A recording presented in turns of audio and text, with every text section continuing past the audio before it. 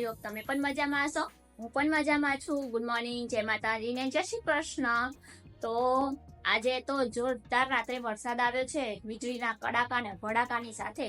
મારી આંખ 4:30-5 વાગ્યાની આસપાસ ખુલી ગઈ હતી. ત્યાં તો જોરદાર વરસાદ ચાલુ ને વીજળી થતી હતી, એટલે બધા જ બારી બારણા માં તો રાત્રે ગરમીના લીધે ઓપન રાખીએ છીએ, તો બધા જ ફટાફટ બંધ કરી દીધા. કેમ રેડી થઈ ગયા છીએ અને રેડી થઈને જઈ રહ્યા છીએ આપણે ચાણોદ મલ્હાર ઘાટ. અને ત્યાં બતાવીશું કે ત્યાં કેવી રીતે ઉજવણી થાય છે માં ગંગા દશેરા પર્વની. તો ચાલો હવે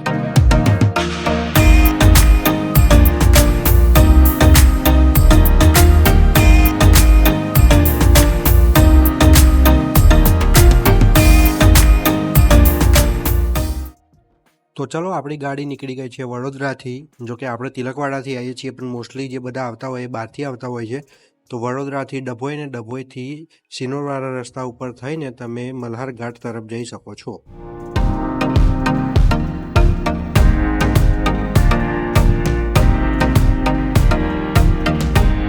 ચાલો આપણે આવી ગયા છે ચાણોદના મલ્હાર ઘાટે ગંગા દશેરા પર્વ. ચાલો તમને બતાવીએ. જો આ વડ કેટલો મોટો હશે. હા હે હા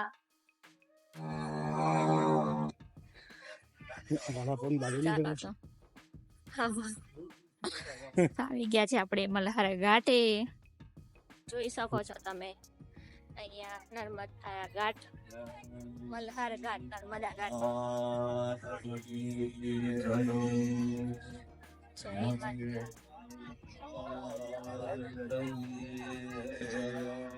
અહીંયા મસ્ત મજાનું નર્મદાનું મંદિર છે. હર મહાદેવ.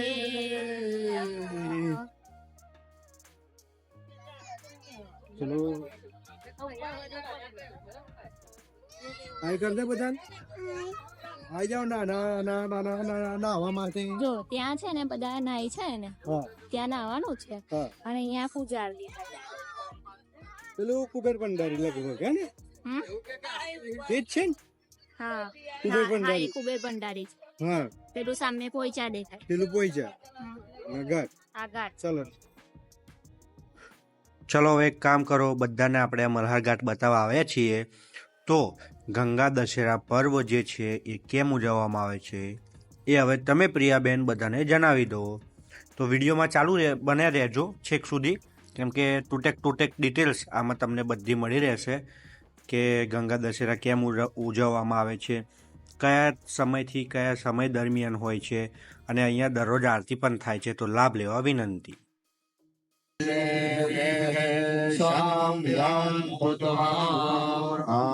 જ્યોતિરસોપ્રદમ બ્રહ્મભોર્વશ્વરોમ હસ્તો વૃક્ષાલ્ય. આપણા શરીર ઉપર નર્મદાજીનું જલ તમારા દરેકે પોતાના શરીર ઉપર છાંટો. ઓમ પવિત્ર વૈષ્ણવ.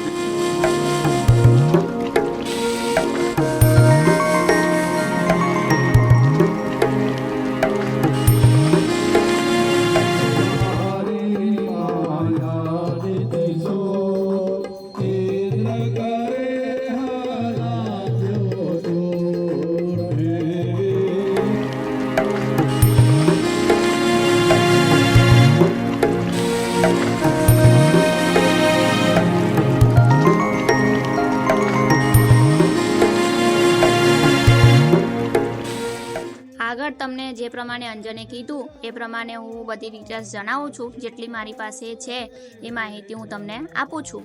પૌરાણિક કથા અનુસાર જેઠ સુદ દસમના રોજ માં ગંગાનું અવતરણ થયું હતું. એવું માનવામાં આવે છે કે ભગીરથ રાજાએ તેમના પૂર્વજોની આત્માની શાંતિ માટે ગંગાને પૃથ્વી પર લાવવા માંગતા હતા. શ્રાપના કારણે માત્ર માતા ગંગા જ તેમને બચાવી શકે તેમ હતા, જેના માટે તેમને માતા ગંગાની કઠોર તપસ્યા કરી હતી. તેમની તપસ્યાથી પ્રસન્ન થઈને માતા ગંગા પ્રગટ થયા અને ભગીરથે તેમને પૃથ્વી પર આવવા પ્રાર્થના કરી. ત્યારે ગંગા માતાએ કહ્યું કે હું પૃથ્વી પર આવવા તૈયાર છું, પણ મારો મજબૂત પ્રવાહ પૃથ્વી પર વિનાશ લાવશે. જેના પર ભગીરથે તેને પૂછ્યું અને ઉપાય આપ્યો અને ગંગાજીએ શિવજીને ઉપાય જણાવ્યો. એવું જણાવવા માંગતા હતા કે માતા ગંગાના પ્રચંડ વેગને નિયંત્રિત કરવા અને પૃથ્વીને પ્રલયથી બચાવવા માટે ભગવાન શિવે ગંગાજીને પોતાની જટામાં ધારણ કર્યા હતા. તે પછી ગંગાને નિયંત્રણ વેગથી પૃથ્વી પર ઉતારવામાં આવ્યા છે, જે બાદ ભગીરથે પોતાના પૂર્વજોની ભસ્મ લાવીને તેમને મુક્ત કરાવ્યા હતા અને એ દિવસ એટલે ગંગા દશેરાનો દિવસ છે. ગંગા મૈયા જેઠ સુદ દસમના દિવસે ધરતી પર અવતરિત થયા હતા અને આ દિવસોમાં માં નર્મદાના સ્નાન કરવાથી માં ગંગામાં સ્નાન કર્યાનું પુણ્ય મળે છે. મધ્યપ્રદેશના અમરકંટકથી નીકળતી નર્મદાનું પણ ગંગા જેટલું જ મહત્વ છે. આ દિવસોમાં માં ગંગા નર્મદાને મળવા આવે છે અને તે પણ ગુપ્ત રીતે, જેથી ગંગા દશેરાનો તહેવાર મનાવવામાં આવે છે. તો જે પ્રમાણે અમારા મેડમે તમને બધી માહિતી આપી છે એ પ્રમાણે અહીંયા તમે ઘાટ ઉપર જોઈ શકો છો કેટલા બધા શ્રદ્ધાળુઓ બેઠા છે અને લાભ લઈ રહ્યા છે. કિનારે જ દીવા મૂકવાના, પાણીમાં પધરાવતા નહીં. હરિ ઓમ દગ્ગો હવે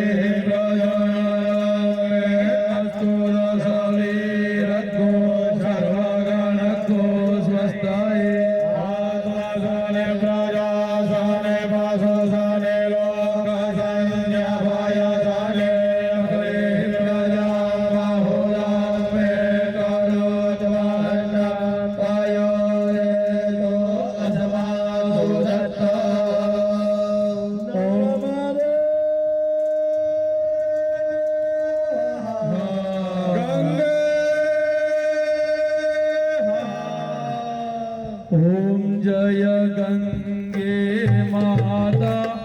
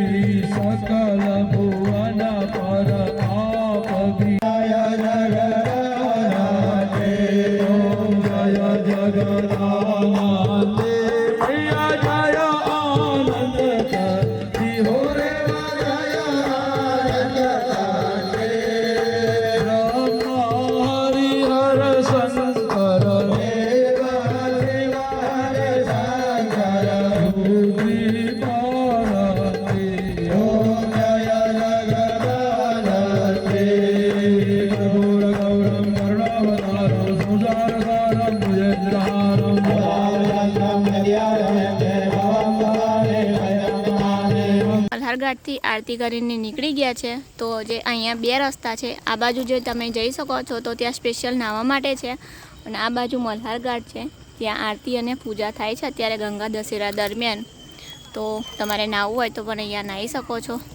ચાલો હવે આપણે જઈશું ઘર તરફ.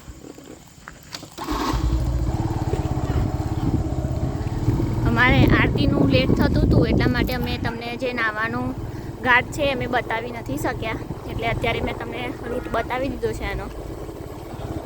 હા ચાલો તો આવી ગયા છે ઘરે અને વાગી ગયા છે 9:45. આવતાની સાથે મજા પડી ગઈ અમને, કેમ કે જમવાનું બનાવવાનું નહોતું, બનાવવાનું જ હતું પણ આયા તો મનીષા માસી કે હું તમારી રાહ જોઈ રહી હતી કે તમે કેમ દેખાતા નથી એમ. હવે તો શું થયું કે ઇડલી બનાવી હતી તમારા ભાઈની, પણ મેં મૂકી દીધી હમણાં ફ્રીજમાં. તો જો એ ઇડલી પાછી આવી ગઈ, અમારા નસીબની હતી ને અહીંયા ખાવા માટે. હા મનીષા માસી કશું બનાવ્યું નહીં, સાચી વાત છે. બનાવીશું કઈક. ચાલો હે ચાલો બધા ઇડલી સંભાર જમવા તૈયાર. સંભાર કહેવાય કમેન્ટમાં કહેજો. હા આ પ્રશ્ન બહુ ધોઈ આવો, ખાઈને ધોઈ આવો બેટા. હા ચાલો ખાઈ લો. તો આજના બ્લોગનો અમે અહીંયા જ એન્ડ કરીએ છીએ. મળીશું એક નવા બ્લોગમાં નવી શરૂઆત સાથે. ત્યાં સુધી તમે બધા ખુશ રહો, સ્વસ્થ રહો અને મસ્ત રહો. ને મારો આજનો બ્લોગ તમને ગમ્યો હોય તો મારી ચેનલને લાઈક કરજો, શેર કરજો, સબસ્ક્રાઈબ કરજો અને બેલ આઇકન દબાવવાનું ભૂલતા નહીં. Bye bye.